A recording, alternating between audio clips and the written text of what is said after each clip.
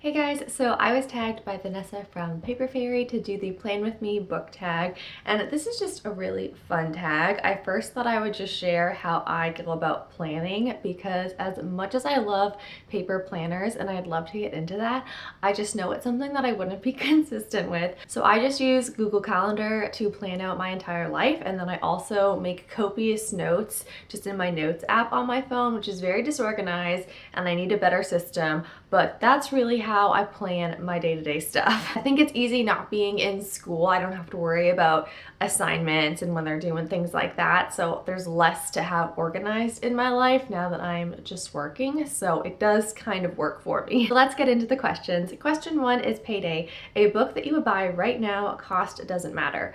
So for this, I don't really have a book that is super expensive that I want to buy that I've had my eye on. So for this answer, I'm just going to say The Way of Kings by Brandon Sanderson. I've just been eyeing this one for a while now because it's the first book in a fantasy series that I feel like I will really, really love. So I do want to own this. Hopefully one day. I may just read them from the library, who knows, but that's just the book that came to mind. Question two, Pay a Bill, a book you would get rid of right now.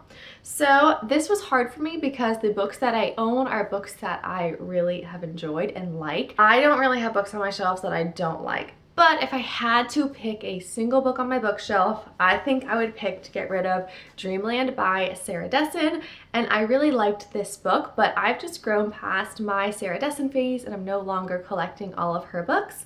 And this is a Sarah Dessen book that I probably wouldn't reread again in the future.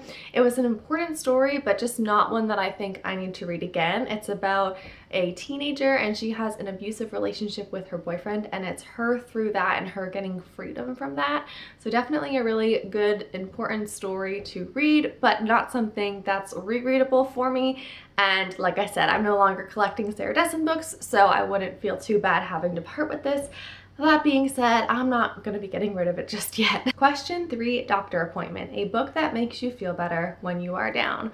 So books that make me feel better when I'm down are books that are nostalgic to me, so books that I have read and reread and loved.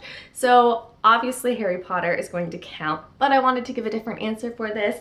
And I just have to give a shout out to City of Bones because this whole first book, this whole first series that Cassandra Clare came out with, I still have good feelings about this. I mean, I know that these aren't even my favorite books by Cassandra Clare anymore because the Infernal Devices series just was incredible, but there is still something so heartwarming and endearing about these books and how I felt when I first read them, and reading them again would just bring that all back. So I know she's done better stuff since then, but they'll have a special place in my heart and they could definitely make me feel better. Question four, Meeting, a book or series you felt obligated to read because of the hype. So this is actually a series that the second and final book actually just came out, and this is an unpopular opinion, but I did read Strange the Dreamer by Laini Taylor last year, was it, or the year before, I forget when it came out, because everybody was raging about it, saying it was just the best book of the year and all this very high praise for Strange the Dreamer. So I went into it thinking it was going to be like that, and for me it did fall a little flat just because of all of the hype that was surrounding this book. So I enjoyed it enough. Like, I think I gave it a 3.5 or 3.75 stars, but I definitely didn't have that same draw and love for it that so many people on BookTube and Bookstagram had for it. So that's definitely a book I've read because of the hype, and I think I still will get to reading Muse of Nightmares at some point, but it's not really high on my priority list because I wasn't as crazy about Strange the Dreamer as everybody else was. 5, Lunch Date, a book series that you fell in love with because a friend recommended it to you. So many books that I love dearly I read in high school, and they were recommended to me by good friends. So for example, Harry Potter, I was told to read Harry Potter, no regrets about that decision. I was told to read the Eragon series, and I am so thankful for that. Also in that time I read Twilight and found my love for Twilight, which I don't really love Twilight anymore, but at the time it was a really special place in my heart, and all because of recommendations from people.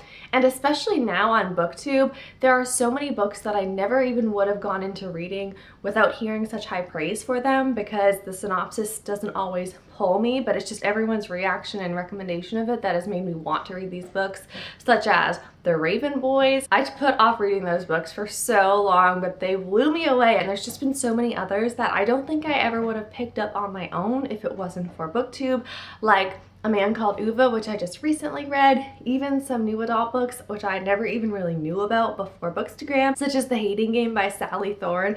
I had so much fun with that, and these are probably books that I wouldn't have come across if it wasn't for just experiencing them through Bookstagram and BookTube. 6 Work/School Week, a book that was hard to get through.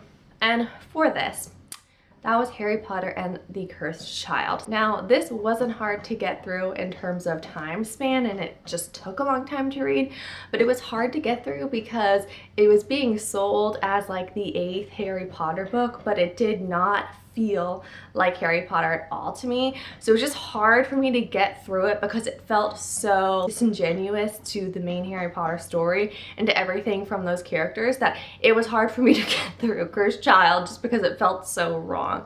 So that would have to be it. 7 Gym Day, a book that gets your heart pumping because it was such an exciting page turner. So a few months ago, I read Artemis by Andy Weir and had so much fun with it. That book was so fast paced. It had me so wondering what the heck was going on, if our main character was gonna survive, how she was gonna get out of these horrible situations that she got put in. And I read it in a day. It was just so fast paced. I totally was freaking out half of the time I was reading it, and it was a lot of fun. So that definitely came to mind when I read this question. 8 Date Night, a book with your favorite romantic couple. Now, I don't know who my favorite romantic couple is, but I really love Feyre and Rhys. And there are some couples that aren't even couples yet. I just ship some people so hard together that even though these couples aren't technically together, in my heart they are, and so they're my favorites. But I don't want to share those couples because of spoilery reasons. Just over here hoping for good things that may never happen, but in my head they already have, so it's fine. 9 Vacation, a book or series you would want to binge on if you had all the time in the world. So I recently just read Illuminae and loved it. I thought it was so much fun, and I would really love to just binge read the other 2 books in the series because I think I'm gonna have just as much fun with those 2 as I did with the first one. So I really want to get to reading those. I'd love an extended period of time where I can just finish the Illuminae files because those are some really good, fast-paced, action-filled books, and they have everything going for them. I flew through Illuminae, and I really want to finish that series. And question 10 is where I get shamed. Is To-Do List, a book that you keep meaning to get to but don't have the time for. So I am full of excuses when it comes to this, but I first read Six of Crows in January of 2017, and I have not yet read Crooked Kingdom. I don't know why. I liked Six of Crows. I give it 4 stars. I thought it was fun and the characters were fun. But for some reason, I haven't read Crooked Kingdom, which makes no sense because it's not even like a super long book. There's no reason why I haven't read it. I think I just need someone to motivate me to just pick up that dang book because I'm never gonna know what happens. And it's only a duology. There really is no excuse for me not reading that book already, but there it is. That is definitely on my to-do list. And that ends this tag. So I will be leaving down some people who I'm tagging in my description below because it's just really hard for me to think on the spot of who to tag. But thank you so much for watching and happy reading.